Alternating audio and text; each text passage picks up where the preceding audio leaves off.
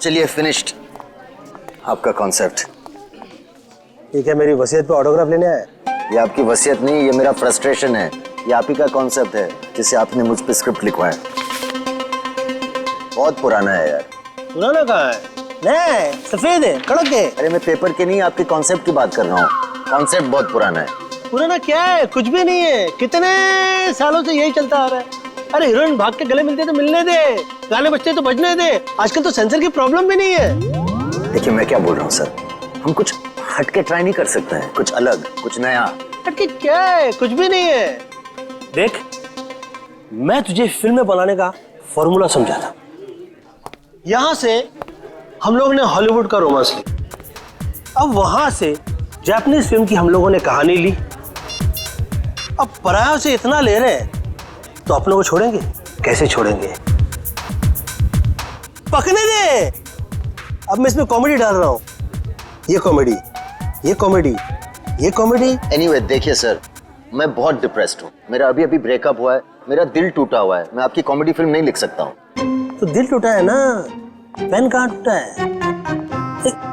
मैं तुझे आइडिया देता हूँ।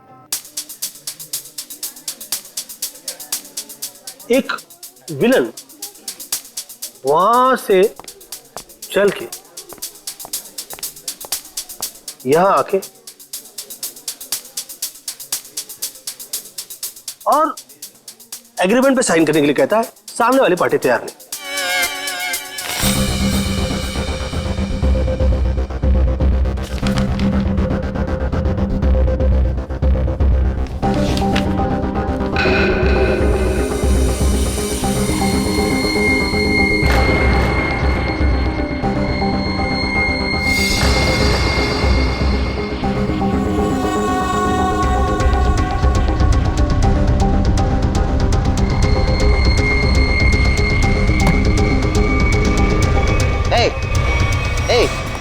क्या डाला तुमने उसके ग्लास में?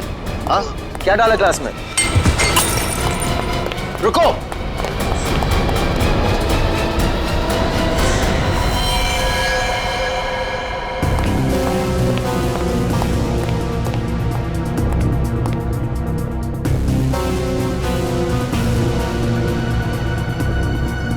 ये तो उस आदमी ने इसे मारा है। मैंने अपने आंखों से देखा। उसने इसके ग्लास में जहर डाला था। तो क्या करे? निकले? ऐसी सिचुएशन में सब एक ही काम करते हैं, सीआईडी को बुलाते हैं।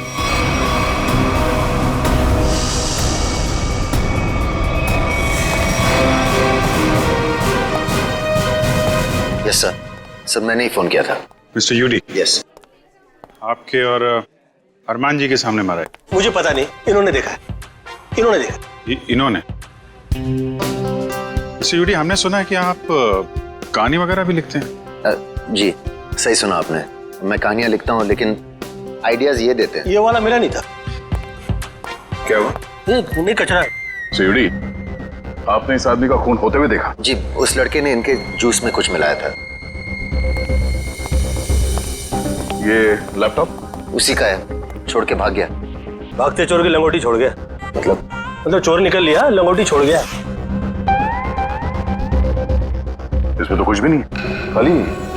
कमाल है, हिम्मत तो देखो उसकी। इतने लोगों के सामने जूस में जहर मिला के मार डाला इसे, और फिर यहाँ से भाग भी गया। सर मैंने उसे पकड़ने की कोशिश की लेकिन वो। अरे राइटर पेन पकड़ सकते हैं, मुझे नहीं। छोड़िए, हम लोग निकले। आप लोग जा सकते हैं, मगर जरूरत पड़ी तो आप दोनों को फिर मिलना पड़ेगा। मेरी तो नहीं पड़ेगी, शायद इनकी पड़ जाए। राइटर है, लिख के देगा। कर ली। सर, हम लोग यूडी जी का फोन नंबर और एड्रेस लेके आते हैं। अरमान जी, अरमान जी, हाँ, अरमान जी, आप तो रियल लाइफ में भी स्टार है। मैं आपका बहुत बड़ा दीवाना हूँ। वो तो आपकी एज से नजर आ रहा है। मैं बचपन से आपकी फिल्में देखते आ रहा हूँ। तो फिल्में डिस्कस कीजिए ना, एज क्यों डिस्कस करना है? कितने बढ़िया डांस करते हैं आप। Thank you so much. देखिए यहाँ पे कोई मर गया है और आपको इनकी डांस की पड़ी हुई है। अरमान जी, ये कौन है? इन्होंने मेरी फिल्म लिखी है, ये यूडी है। ओह, फिल्म आपने लिखी है? जी। Very good very good. अरे फिल्मों में गाने वाने डाले हैं कि नहीं? Of course. मुझे बहुत सारे गाने चाहिए। सर का डांस हमें बहुत पसंद है सर। हाँ, अरमान जी, अगर आपको क्राइम फिल्म में किसी जांबाज पुलिस ऑफिसर की जरूरत पड़ेगी ना तो मुझे बुला लेना। मुझे अच्छा डांस करना भी आता है। दिखाओ दिखाओ। अरे जो देखा ना वो काफी हम निकले। अरे कहाँ जा रहे हैं आप? अरमान जी, वैसे आप यहाँ क्यों आए थे? हम लोग की फिल्म हैप्पी एंडिंग के प्रमोशन के लिए आए थे, जो कि 21 नवंबर को रिलीज हो रही है। सुपर हिट फिल्म है, कॉमेडी है, धमाल है, बेमिसाल है। अपने परिवार के साथ देखना जरूर देखूंगा। मैं अपनी वाइफ को साथ में लेके जाऊंगा और स्क्रीन के सामने डांस भी करूंगा। आप सीआईडी है ना? हाँ, आपको कोई शक है क्या? नहीं, हमारी तरफ से आप सबको शुक्रिया। आपकी वजह से हम सब सेफ हैं। वो तो है। निकले चले। अरे एक सेकंड जरा बताइए ना कि अगली बार आपसे कब मिलेंगे? 21 नवंबर को अपनी नजदीकी थिएटर में। आपका फोन नंबर और एड्रेस चाहिए था। This is my card. Best luck for your film. Thank you so much. Best luck sir. Thank you so much. कर लिए।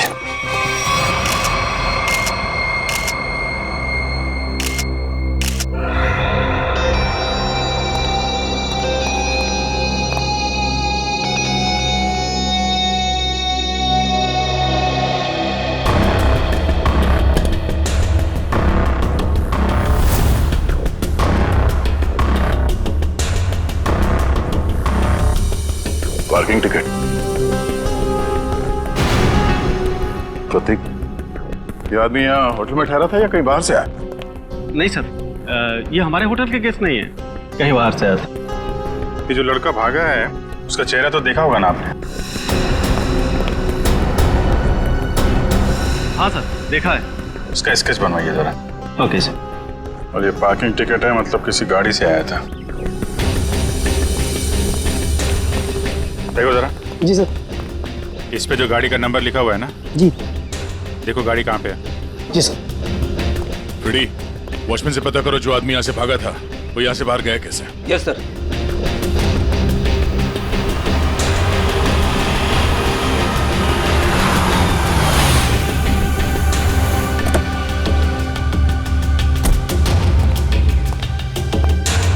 मिस्टर प्रतीक को तुम लाए थे? जी सर। कहाँ से आया था वो? होटल क्राउन रूट से। खार में है साहब। वो कहीं बाहर से आकर वहाँ रुके थे। सर, वॉचमैन ने बताया कि वो लड़का आया तो स्कूटर से था, मगर जाते समय बाउंड्री वॉल कूद के भाग गया। तब तो स्कूटर अभी भी यहीं पे होगा। देख, तुम सीसीटीवी फुटेज चेक कर लो, तब तक मैं होटल क्राउन रूट चेक कर लेता हूँ जहाँ पे प्रतीक ठहरा हुआ था। ठीक है। देखिए, हम लोग सीआईडी से, आपके ये गेस्ट मिस्टर प्रतीक, इनका किसी ने जहर दे के खून कर दिया है। हे भगवान। मैडम, हमें आपके इस गेस्ट के बारे में वो सारी जानकारी चाहिए जो आप लोगों के पास है। सर, मिस्टर प्रतीक दिल्ली के रहने वाले हैं और यहाँ बिजनेस के सिलसिले में वो हमेशा आते जाते रहते हैं और वो जब भी आते हैं हमारे होटल में रुकते हैं। हमें मिस्टर प्रतीक का कमरा दिखाइए।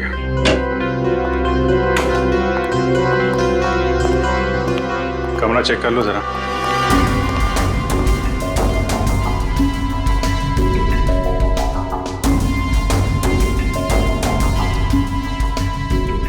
काफी भारी है सर, ऐसा लग रहा है इससे प्रतीक जी पूरे 1 साल का कपड़ा पैक करके आते थे।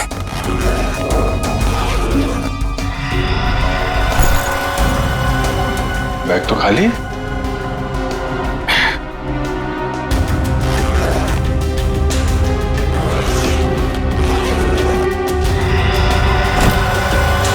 खाली बैग और बैग तो भारी है।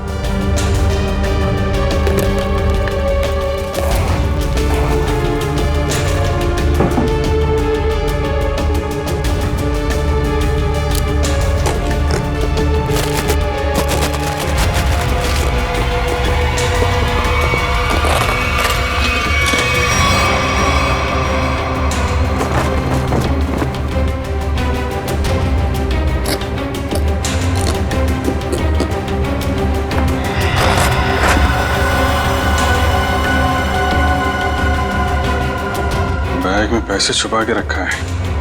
ये प्रतीक आदमी तो गड़बड़ है। कौन कौन आता था इससे मिलने के लिए? एक लड़की इनसे हमेशा मिलने के लिए आती थी और ये दोनों घंटों बैठकर बातें किया करते थे। प्रतीक जीतू से डांटा भी करते थे और वो लड़की कल भी इनसे मिलने के लिए आई थी। कौन है वो लड़की? सर, अवंतिका। अवंतिका?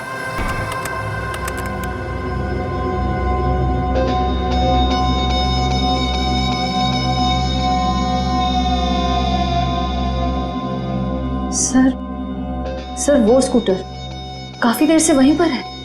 हाँ श्रेया, ये स्कूटर खुनी का हो सकता है। बजा, जरा इस फुटेज को और पीछे से प्ले करना।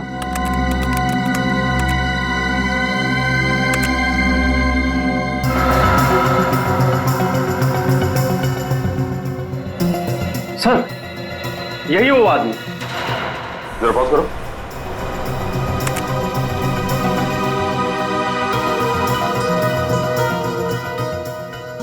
सर, ये तो वही आदमी है। हाँ श्रेया, स्कूटर का नंबर लेकर आरटीओ से पता करो ये स्कूटर किसके नाम से रजिस्टर्ड है और उसका एड्रेस है क्या। तो आप दोनों साथ में रहते हो और वो यहाँ काम करता है? यस सर, यही काम करता है केतन। Hello sir, welcome.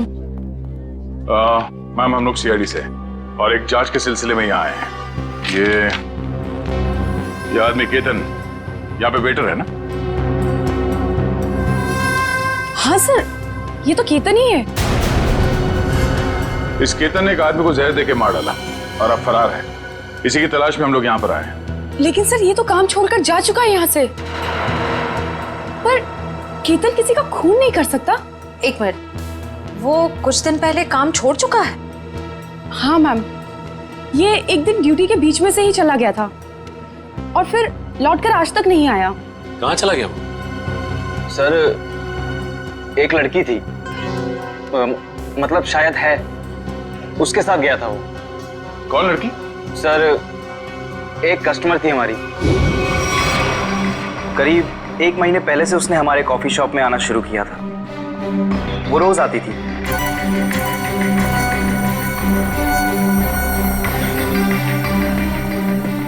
और उस कोने वाली टेबल पर जाकर बैठ जाती थी।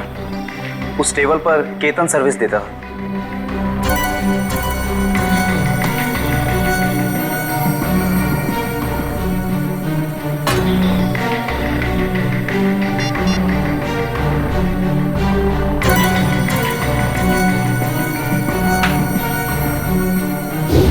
सर, केतन ने उसका नाम भी बताया था हमको। क्या नाम बताया था लड़की का? सर, अवंतिका। अवंतिका? श्रेया, यही नाम था ना उस लड़की का भी जो 1-2 दिन पहले प्रतीक से मिली थी? हाँ सर। फिर क्या हुआ? लेकिन अजीब बात यह थी कि वो लड़की एक दिन आदमी से मिलती थी और दूसरे दिन एक औरत से। दोनों से अलग अलग घंटों बातें करती थी, मगर कभी भी दोनों से एक साथ नहीं मिली वो। उन तीनों ने अचानक ही आना बंद कर दिया। अवंतिका की राह देखते देखते केतन निराश हो गया। किसी काम में उसका मन ही नहीं लगता। Ketan, what's wrong with you? तुम्हें हो क्या गया अचानक? तुम ना ही तो पहले की तरह सर्विस देते हो और ना ही ऑर्डर ठीक से लेते हो। और तो और तुम उस टेबल पर लोगों को बैठने से मना क्यों करते हो? Sorry ma'am. देखो, सॉरी वॉरी यहाँ नहीं चलेगा। तुम्हें काम करना है तो ठीक से करो, वरना छुट्टी लो।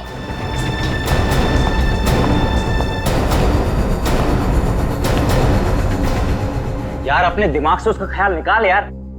अवंतिका ने वो टेबल खरीद नहीं लिया है, ना ही हमेशा के लिए रिजर्व किया है। यार, एक कस्टमर थी, अब नहीं है। बस नहीं यार, मैं उसे भूल नहीं पा रहा हूँ। उसने कुछ बताया भी नहीं और अचानक से गायब हो गई।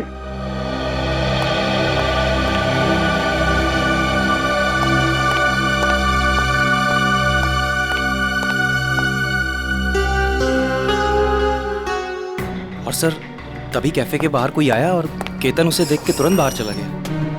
क्या हालत क्या बना रखी है तुमने? शायद वो अवंतिका ही थी, शॉल से अपना चेहरा छुपाए हुए। और केतन सब कुछ छोड़कर उसके पीछे भाग गया। अच्छा, उस आदमी और औरत के बारे में आप लोग कुछ बता सकते हैं जो अवंतिका से मिलने आते थे? नहीं सर, उनके बारे में हम कुछ नहीं जानते।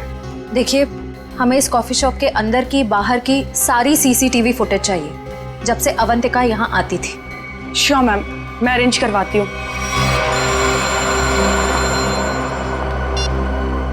डॉक्टर साहब,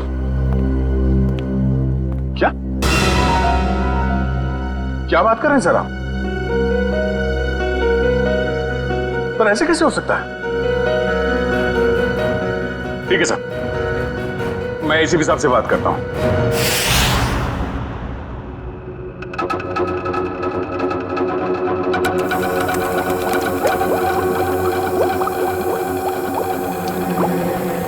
अरे आप ये क्या कह रहे हैं डॉक्टर साहब? हमारी जांच गलत दिशा में चल रही है। बिल्कुल गलत दिशा में चल रही है। आप लोगों का मानना है कि प्रतीक ने जूस पिया और मर गया। हाँ? वेल, जो देखा गया और जो सुना गया वो पूरा सच नहीं है। प्रतीक ने जो जूस पिया था उसका केमिकल टेस्ट करने के बाद हमें यह पता चला कि उसमें कोई जहर नहीं था, बल्कि एक ड्रग था। ड्रग? हाँ, लेकिन प्रतीक ने जूस पिया और जूस पीते ही मर गया ना वो। यही तो सबसे ज्यादा चौंकाने वाली बात है अभिजीत। इस ड्रग की वजह से किसी इंसान को कुछ वक्त के लिए पैरालिसिस तो हो सकता है, उसे लकवा तो मार सकता है, लेकिन कोई मर नहीं सकता है। तो फिर इसकी मौत हुई कैसे? अभिजीत, प्रतीक का खून प्रतीक के खून नहीं किया। लो, फिर शुरू हो गए पहली पे पहली। अरे साफ साफ बताइए ना सर। साफ साफ बताता हूं, आओ मेरे साथ, आओ।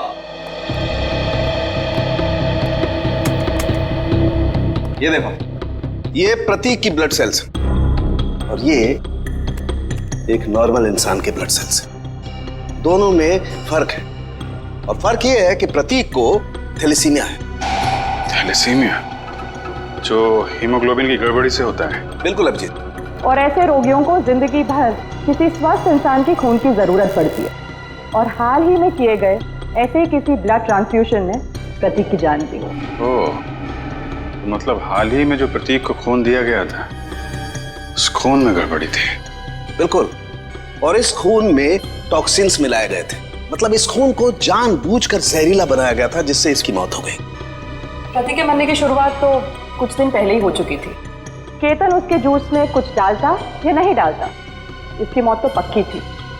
सर, इसका मतलब खूनी केतन नहीं, कोई और है। हाँ, लेकिन केतन ने भी तो इसे पैरालाइज करने की कोशिश की थी। अब ये कौन है जिसने इसकी बीमारी का फायदा उठाया और इसकी जान ले ली? एक आदमी और दो दुश्मन। हाँ जी, मुझे 1 महीने के सारे कॉल रिकॉर्ड डिटेल्स चाहिए, और खास करके 24 घंटे के।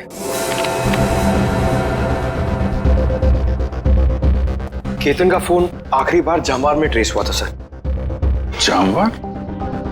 तो ये केतन मुंबई से बाहर निकल चुका है? हाँ सर, और सर उसके कॉल रिकॉर्ड्स। सर ये देखिए, सबसे पहले उसने अपने कॉफी शॉप वाले दोस्त ऋषभ को फोन किया, उसके बाद अवंतिका को, मगर अवंतिका का फोन ऑफ आ रहा था। और फिर सर उसने महाराष्ट्र के जामवार में किसी मनन को फोन किया। मनन? अभिजीत, मतलब इस केतन को जामवार से उठाना पड़ेगा, वही बताएगा अवंतिका कहाँ छुप कर बैठी है। और फिर ये भी पता लगाना चाहिए इन दोनों का क्या संबंध है उस कॉफी शॉप वाले औरत और आदमी के साथ। सर, अवंतिका का तो पता नहीं, लेकिन हम उस आदमी और उस औरत तक पहुंच सकते हैं जिनसे वो कॉफी शॉप में अलग अलग मिलती थी। ये देखिए सर।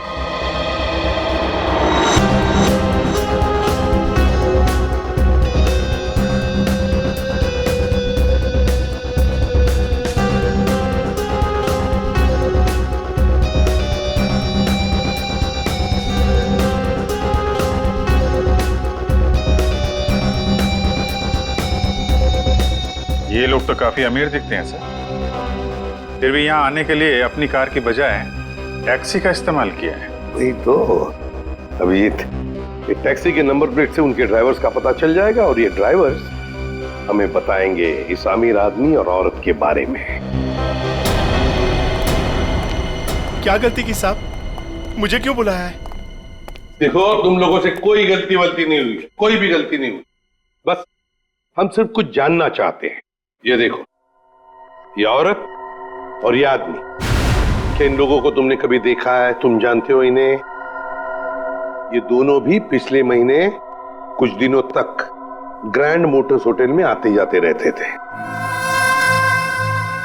ये आदमी, इसे तो मैं जानता हूँ। ये तो एक बार मेरे टैक्सी में बैठा था। कौन है ये? कहां से बैठा था तुम्हारे टैक्सी में? कौन है ये साहब, मैं नहीं जानता हूँ, लेकिन पिछले महीने जुहू सर्कल पे एक कॉलोनी से इसे मैंने उठाया था सुबह सुबह। इसके पास 1000 रुपया था साहब। मेरा भाड़ा 390 रुपया था। मैंने इसे 600 रुपया वापस कर दिया, लेकिन ये 20 मिनट तक 10 रुपए के लिए बकबक करता रहा। फिर बाद में मैंने साहब इससे 10 रुपया लेके उसको दिया था। हाँ सर, याद है। अभी तक इसने 10 रुपए दिए भी नहीं मुझे। कुछ बता सकते हो ये जुहू में कहाँ रहता है? ये तो मालूम नहीं है साहब, लेकिन जाते जाते इसने कहा था कि मेरा तो इधर रोज का आना जाना है। अगर ऐसे ही मैं 10-10 रुपए डेली छोड़ता जाऊं तो महीने का 300 रुपया हो जाएगा। पैसे वाला आदमी था साहब, लेकिन 10 रुपया के लिए बहुत चिक किया साहब, बहुत चिक किया एकदम। ठीक है, चलो हमारे साथ।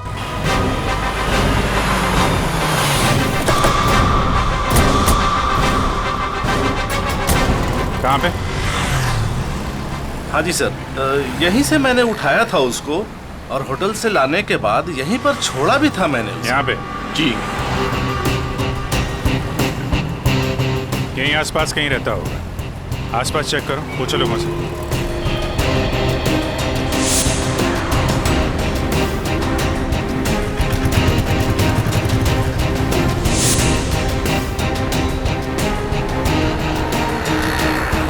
अरे भाई साहब, जरा देखना इस आदमी को पहचानते हैं क्या आप?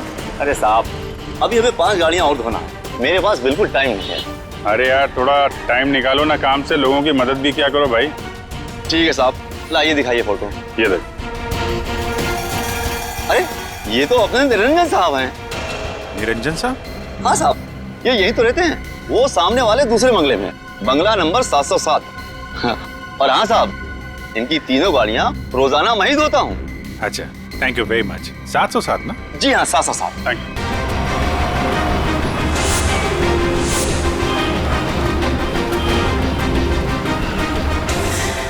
मेरे पतिदेव मुझे बीच मांझधार में छोड़ के चले गए।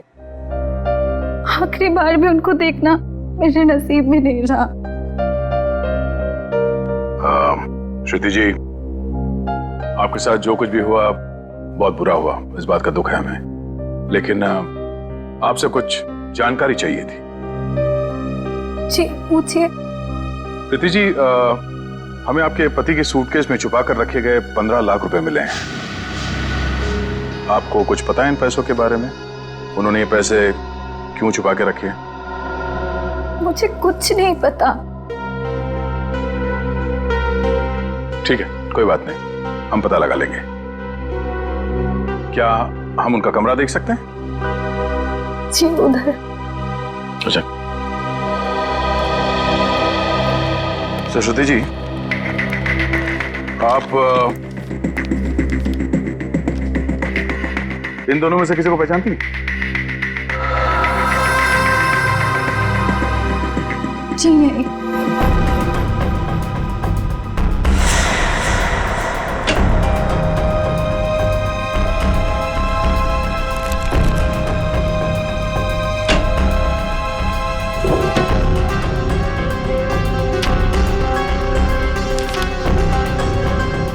ये प्रतीक ऐसा क्या काम करता था कि अलग अलग अकाउंट से इतने सारे पैसे आए यहाँ पे?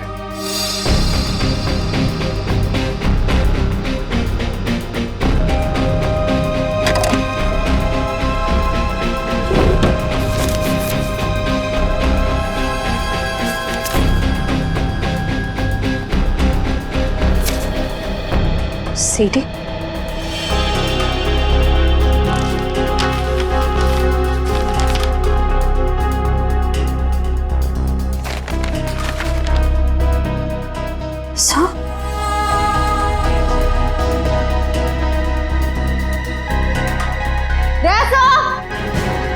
आशा, ये देखिए।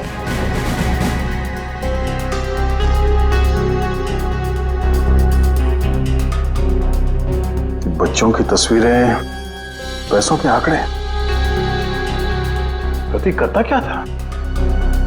सचिन, एक काम करो, ये सब मुंबई भेज दो ब्यूरो में।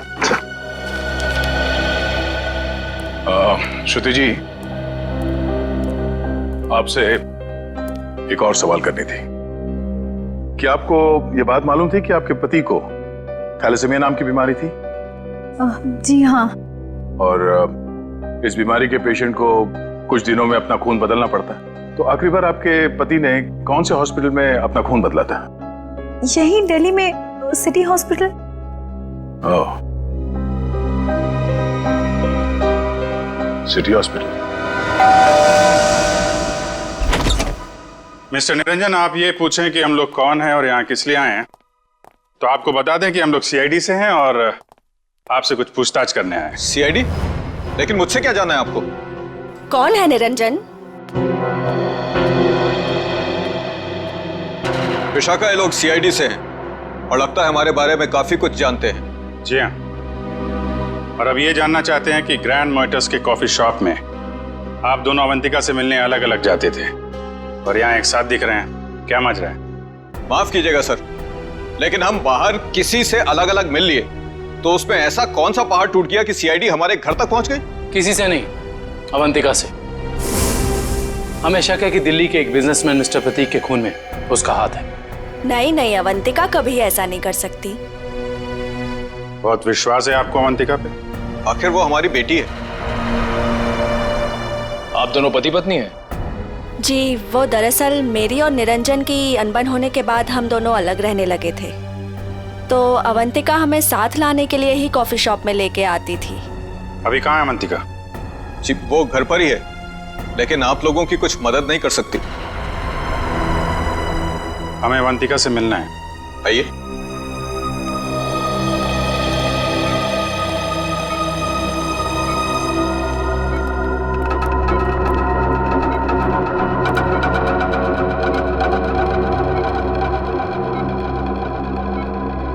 क्या हुआ इसे? सीढ़ियों से गिर गई थी, सिर में चोट लगी है, तब से कोमा में है। डॉक्टर्स ने कहा है कि कुछ महीनों में इसे होश आ जाएगा, इसीलिए इसे हम घर ले आए और घर से ही सारा ट्रीटमेंट चला रहे हैं। नर्स मिशा इसकी देखभाल के लिए पूरे दिन घर पर ही रहती है। मिशा, कैसी हालत है अवंतिका की? सर, अभी तो कुछ कह ही नहीं सकते कि इन्हें कब होश आएगा। अब तो अवंतिका में सिर्फ जान बची है, मगर शरीर और दिमाग पूरी तरह नाकाम है। अब इस केतन को ढूंढना ही पड़ेगा।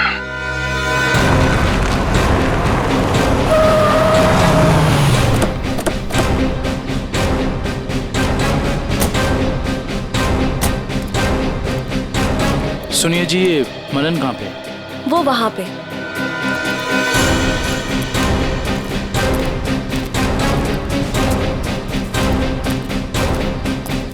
ये मनन। हाँ जी, आप कौन? जरा केतन को बुलाओ, उससे मिलना है। कौन केतन? यहाँ कोई केतन नहीं रहता। देखो, केतन ने तुम्हें आखिरी फोन किया था, इसलिए तुम्हारे तक पहुंचे। अब अगर झूठ बोलोगे तो तुम्हें भी साथ में ले जाएंगे। कहाँ ले जाएंगे? वहीं जहाँ बिगड़े हुए लोग ठीक किए जाते हैं, मुजरिमों की मरम्मत की जाती है। अगर केतन यहाँ पे निकला तो उसको छुपाने के गुनाह में तुम्हारी भी मरम्मत हो जाएगी, समझे तुम? नहीं नहीं साहब, ऐसा मत कीजिए। वो अंदर छुपा है, उसके चक्कर में मैं नहीं फंसना चाहता।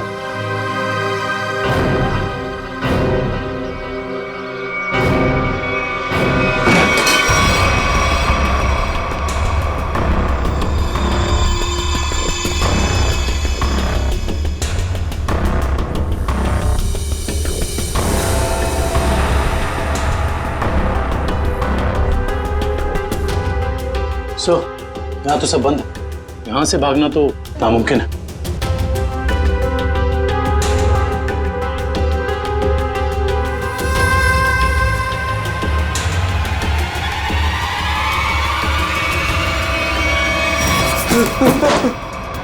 आगे बता रहा साहब, मैंने सब बातें सुन ली आपकी।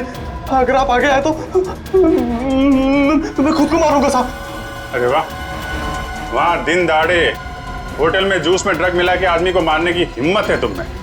और यहाँ इतने डर गए हो कि खुदकुशी कर रहे हो? नहीं साहब, मैंने नहीं मारा साहब, मैंने उसे नहीं मारा। उसने कहा था उस दवा से प्रतीक कुछ दिनों के लिए कुछ भी नहीं कर पाएगा, पैरालिसिस हो जाएगा उसे। हाँ, ये तो तुम सही कह रहे हो। अब ये भी सही सही बता दो कि किसने कहा था। देखो केतन, अगर कातिल को पकड़वाने में तुमने हमारी मदद की तो तुम्हारी सजा कम भी हो सकती है, हैं?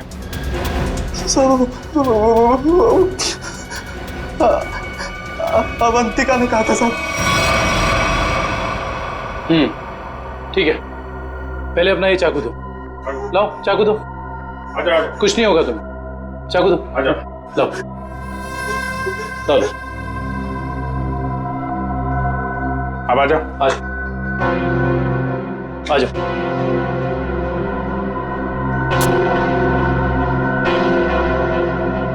तो अवंतिका ने कहा और तुमने कर दिया। एक लड़की के प्यार में इतने अंधे हो गए थे? साहब, अवंतिका को बहुत बुरी तरह मारा था प्रतीक ने। मुझसे उसका दुख देखा नहीं गया, इसलिए उसकी मदद करने का फैसला कर लिया साहब, और नौकरी की परवाह किए बिना उसके साथ निकल गया साहब। देखो केतन, मुझे पता है कि तुम मुझे बहुत पसंद करते हो, पर इस वक्त मैं बहुत अकेले हूँ और सिर्फ तुम ही मेरी मदद कर सकते हो। प्लीज मना मत करना। प्लीज आप रोइए मत, मुझे बताइए क्या कर सकता हूँ मैं आपके लिए। एक आदमी है प्रतीक, मुझे उसके चंगुल से बचा लो, वरना तुम इस अवंतिका को हमेशा के लिए खो दोगे। मैं आपको कुछ नहीं होने दूंगा। ये रहे मेरे पापा के जायदाद के कागजात, इसे प्रतीक को दे देना, और इसे भी। प्रतीक जूस पीते नीचे गिर पड़ा तो मुझे लगा अवंतिका ने मेरे हाथों से जहर दिलवाकर मरवा दिया साहब। मैं डर गया साहब, मैं डर के वहां से भाग गया साहब। उसके बाद अवंतिका ने कभी मेरा फोन नहीं उठाया साहब, नहीं मुझे कभी फोन किया। अवंतिका ने धोखा दिया साहब मुझे।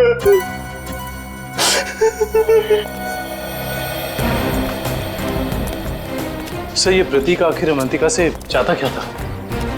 ये तो तय है कि दोनों के संबंध ठीक नहीं थे, लेकिन असली कहानी क्या है ये तो अवंतिका के होश में आने के बाद ही पता चलेगा।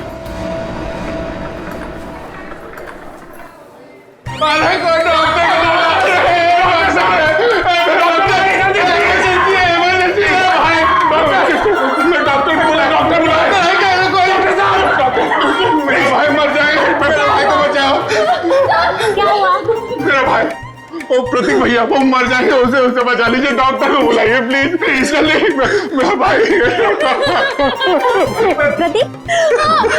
प्रतीक भैया देखिए, वो इस हॉस्पिटल में ब्लड ट्रांसफ्यूजन के लिए आते थे, उन्हें थैलेसीमिया की बीमारी है। हाँ प्रतीक कैसे है वो? अब तक तो बिल्कुल ठीक थे, अचानक चक्कर आ रहा है उनको, और पता नहीं कुछ और क्या हो रहा भैया, सांस लेने में तकलीफ हो रही है। प्लीज डॉक्टर बुलाइए ना, उसी डॉक्टर को जिसने इलाज किया उसका। अच्छा रुकिए, मैं बुलाती हूँ। Please doctor.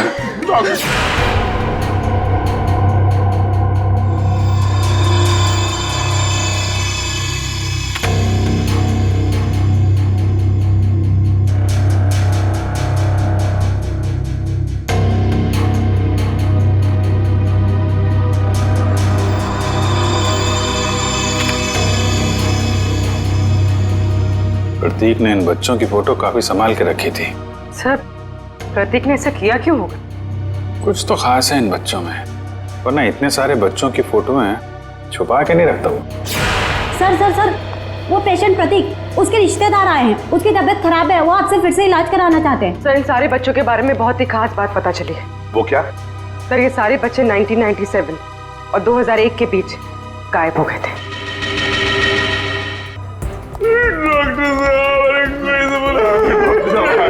जी, कहाँ है प्रतीक? मैंने उसका इलाज किया था। अरे डॉक्टर साहब, आपने मेरे भैया प्रतीक का ब्लड ट्रांसफ्यूजन किया था? जी। अरे डॉक्टर साहब, मरीज है कहाँ? तो तूने मारा प्रतीक को, हाँ?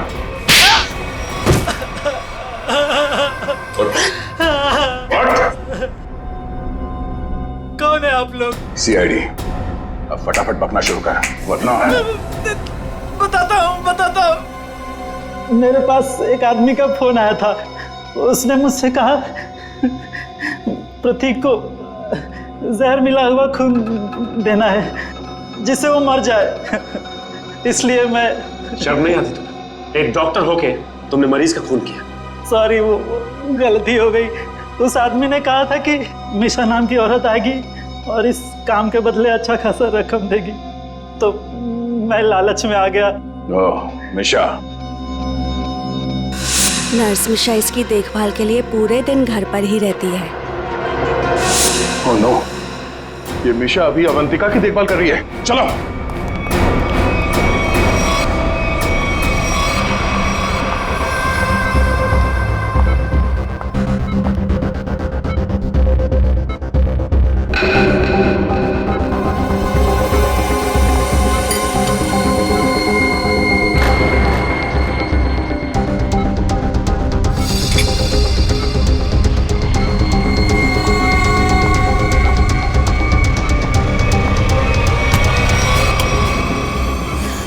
तो ये है तुम्हारा असली रूप। एक ऐसी लड़की को मारना चाहती हो जो बेचारी कोमा में है। ये क्या कह रहे हैं आप? मैं तो बस विटामिन का इंजेक्शन दे रही थी। विटामिन का इंजेक्शन है? आप भी काफी कमजोर दिख रही हैं। इनको लगा दो विटामिन का इंजेक्शन। निखिल जरा हेल्प करो। हाथ पकड़ो जरा। चल हाथ दे। नहीं नहीं, मुझे इंजेक्शन मत दो। नहीं छोड़ो मुझे। विटामिन का एक नहीं नहीं, इसमें जहर है। छोड़ो मुझे, जहर है इसमें। सीआईडी इतनी रात को मेरे घर में? अरे ये देखिए ना, ये मिशा आपकी बेटी अवंतिका को जहर का इंजेक्शन लगा के मारना चाहती है।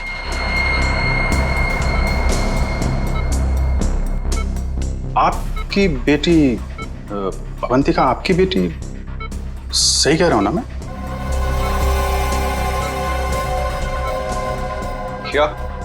क्या मतलब है आपका? Thank you very much sir, ये तो कंफर्म हो गया। प्रतीक के घर से मिले डीवीडी में जो अमीर लोगों के नाम मिले थे वो खोए हुए बच्चों के पेरेंट्स ही हैं सर। और ये जो नाम के आगे करोड़ों के आंकड़े लिखे हैं ये उनकी संपत्ति के डिटेल्स हैं। तो फिर अभिजीत, ये प्रतीक इस लिस्ट को लेकर क्या कर रहा है? पूरी काम करो, पेरेंट्स की लिस्ट में से किसी भी एक पेरेंट को फोन लगा अभी। सर।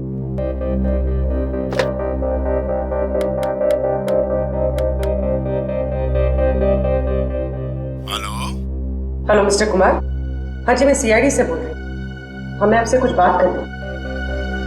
सीआईडी से? कहिए, क्या बात करनी है आपको? मिस्टर कुमार, मैं इंस्पेक्टर अभिजीत सीआईडी से।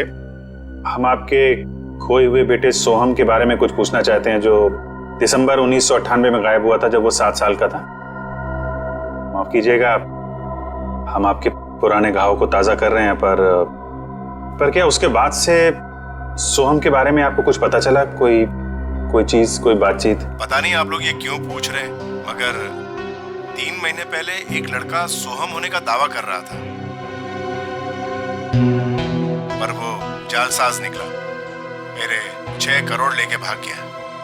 My God. मिस्टर कुमार, आप परेशान मत होइए, हम इसकी जांच करेंगे और आपसे जल्दी कांटेक्ट करेंगे। ठीक है। Thank you very much. Thank you. Sir, कहीं अवंतिका भी ऐसे कैरेक्टर तो नहीं? हो सकता है। हमें सब कुछ पता चल चुका है निरंजन जी। जिन अमीर परिवारों के बच्चे बचपन में खो जाते थे, ये प्रतीक अपने आदमी वहां भेजता था उनके खोए हुए बच्चे बना के, ताकि पैसे कमा सके। उसके घर से हमें आपका नाम मिला है। आपकी बेटी अवंतिका 9 साल की उम्र में खो गई थी, उसके बाद कभी नहीं मिली। ठीक कह रहा हूं मैं? हाँ, मुझे शुरू से मालूम था कि ये लड़की मेरी अवंतिका नहीं बल्कि रीता है, लेकिन इसे झुटलाने का कोई सबूत नहीं मिल रहा था मुझे। एक दिन मैंने इसका पीछा किया। जब सच्चाई सामने आई तो मेरे पैरों तले से जमीन खिसक गई।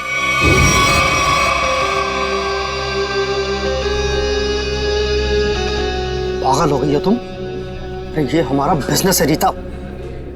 हम उन अमीर लोगों को लूटते हैं जिनके बच्चे उनसे काफी पहले बिछड़ चुके हैं। कुछ देर के लिए नकली सही, लेकिन उनको उनका बच्चा तो मिल जाता है ना, और हमें उनकी दौलत। प्रतीक जी मुझे माफ कर दीजिए, मुझसे अब और ये नाटक नहीं होगा। कैसे नहीं हो सकता? 55 करोड़ रुपए का प्लान है। इस तरह अगर तुम बीच में छोड़ के चली गई तो अरे किए कराए तो पानी फिर जाएगा।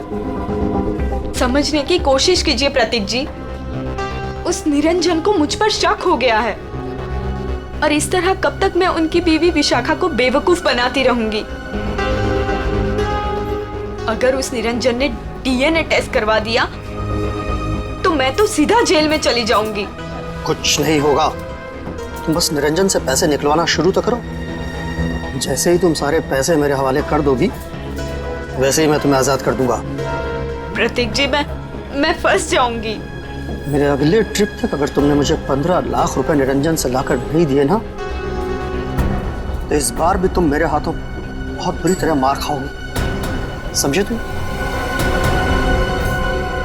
मेरी भावनाओं के साथ खिलवाड़ किया था प्रतीक और रीता ने। मुझे लूटकर बर्बाद करना चाहते थे। मैंने इस ईशा की मदद से दिल्ली के उस डॉक्टर को खरीदा और प्रतीक को जहरीला खून चढ़वा दिया, और इस अवंतिका को खुद सीढ़ियों से धक्का दिया। वो मरी तो नहीं, लेकिन कोमा में चली गई। आपके साथ जो हुआ बहुत बुरा हुआ, लेकिन आप कानून की मदद लेने के बजाय खुद मुजरिम बन गए। अब आपको और इस मिशा को जेल जाना होगा अपने गुनाहों की सजा भुगतने।